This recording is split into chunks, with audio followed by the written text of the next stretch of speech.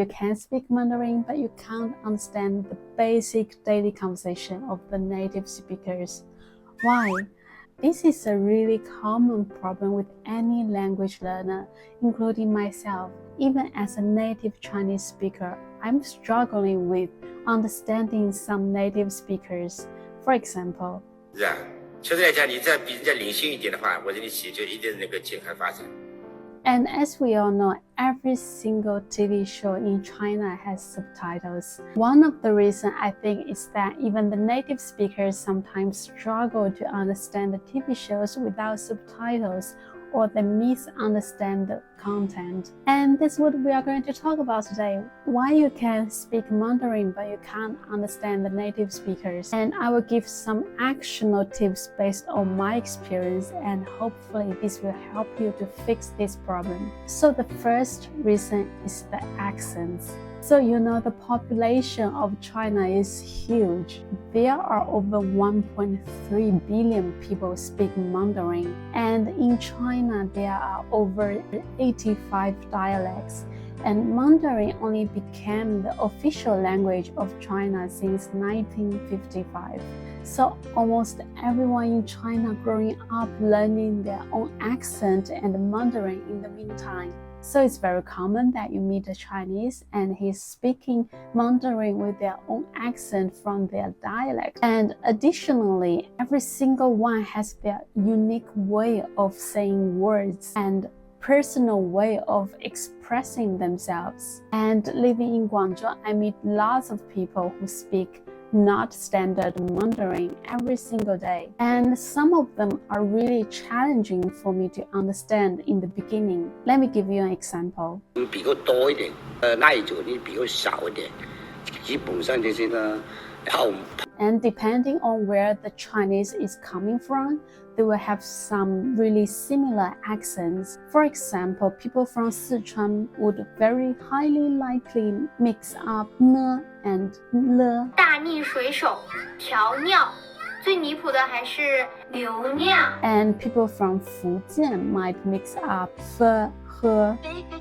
样子。 So sometimes it's really hard to understand Chinese people because they have their own accent. And if you have met someone who has a heavy dialect accent, then it's even harder for you to understand them. My suggestion here is to listen as many people as possible with different accents. Watch movies, watch TV shows, listen to podcasts, and use social media. Just immerse yourself with different accents, and then you will get used to different kind of raw Mandarins. For example, when I first came to Guangzhou, it was very hard for me to understand the natives even though they are speaking Mandarin because they have this heavy accent. But by listening to it every single day, I get used to this raw Mandarin, and I am now able to understand most of them. And if you want to be able to understand Mandarin with a certain accent, for example, Dongbei 口音, because you are going to travel there or study there, and then focus on listening to the actors or YouTubers or anyone with Dongbei 口音. Or you can find a language partner with certain accent and speak to them every single day. But I think you shouldn't suggest too much if you can't understand someone with a heavy accent, or don't even try to understand every single one, because that's not possible. For example, even right now when I travel in China, and sometimes I would go to a city where the people have just weird accent, I'm just not able to understand them at the beginning, and it's much harder if you are learning Chinese. What I would do when I meet someone with a heavy accent is just to ask them to slow down and repeat, because it's their problem that they can't speak standard Mandarin, and it's totally normal to ask them to repeat. Just politely ask them to slow down and repeat what they are talking about. The second reason is slang and informal language. Let's take the famous Chinese TV show 家有儿女 for example. I think it's really good for beginners, and it's very entertaining if you want to watch something that is not cartoon. And there are actually lots of slangs in this TV show, because the conversations in this show is very similar to the daily life conversations. Here the dad says, 你好好捯饬捯饬它。你好好捯饬捯饬它。Which is a very informal way of saying 你好好收拾它。别介呀。别介呀。Is an expression from north of China, which means 别这样. There are lots of informal expressions in this TV show, which you can't learn in the class. My suggestion here is to get exposed to authentic materials for native speakers as much as possible, like movies, TV shows, podcasts for native speakers, not for Chinese learners. And instead of putting it in the background and just forget it, you should take some time every single day to actively learn it. For example, if you are watching a TV show while you are cooking and you hear a word or an expression is very interesting to you or you can't understand, you can ask your Siri to help you to write it down, and then you can go back and check this expression later. And then you really need to think about how you can use this new expression in your daily life. And we don't need to use all the slangs and informal expressions that we learned from all these authentic materials. For example, lots of slangs from 家有儿女 are from the north of China, and it's kind of weird if you use it in the south of China. People would think that you are from north of China, so you probably don't want to use it in your daily life, but you can still learn it so you can understand it when people are using these expressions. The most important thing is to understand these words and learn new vocabularies and get used to how local people communicate. The next reason is fast speed of speech and swallowing sounds. Native speakers really speak fast no matter which language he's speaking. If you think about how fast you speak in your native language, you probably speak really fast as well. And sometimes I speak Chinese extremely fast. So if you are a beginner of learning Chinese, it might be hard for you to understand my Chinese. And another thing is we swallowing lots of sounds when we speak fast. So a version without swallowing sounds of this sentence, 你最近怎么样? And swallowing sounds version, 你最近怎么样? And my suggestion to fix this problem is to watch Chinese videos with different speaking speed and use subtitles. Normally, all the Chinese TV shows, movies already have subtitles. So if you can read Chinese characters, then just use Chinese subtitles.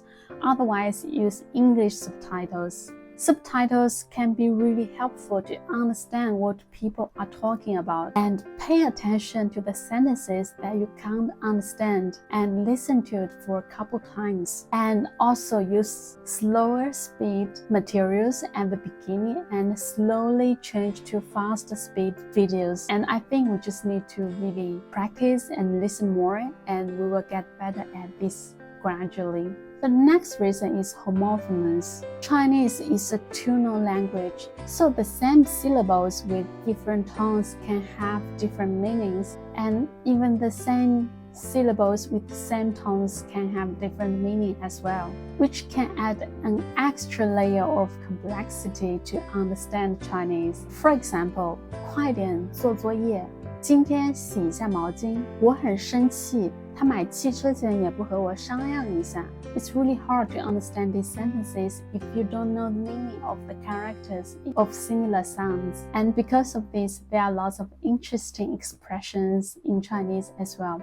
For example, 年年有余. My suggestion to fix this problem is to pay attention to the homophones when you are watching materials in Chinese, and write it down if they are confusing for you. And don't learn the characters separately.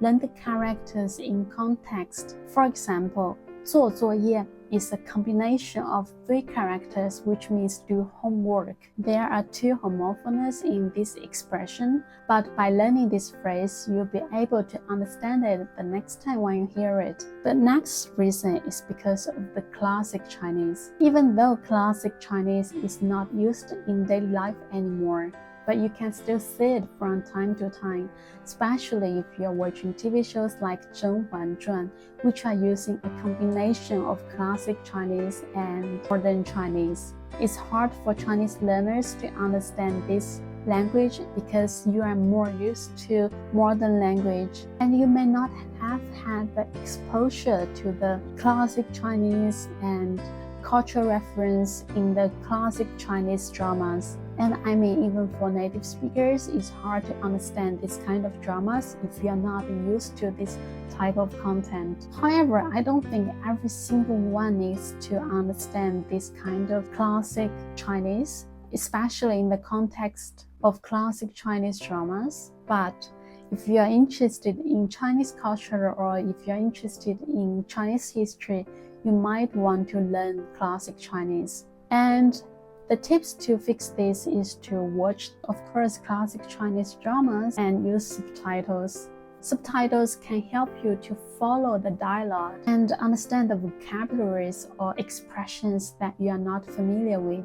And always pause the video if you have trouble with certain sentences or conversations, and take notes whenever you meet unfamiliar words or expressions, and search the meaning and how to use it, and if there's any historical or cultural reference. The next reason is, of course, lack of exposure. You might just spend too much time with writing, speaking, and reading, and you didn't put that much time into practice listening. And I mean, the only way to improve your listening is to listen as much as you can. Unfortunately, there's no way around this, and we really need to listen a lot to be able to understand the natives. We need to really expose ourselves to different accents or dialects to improve our listening.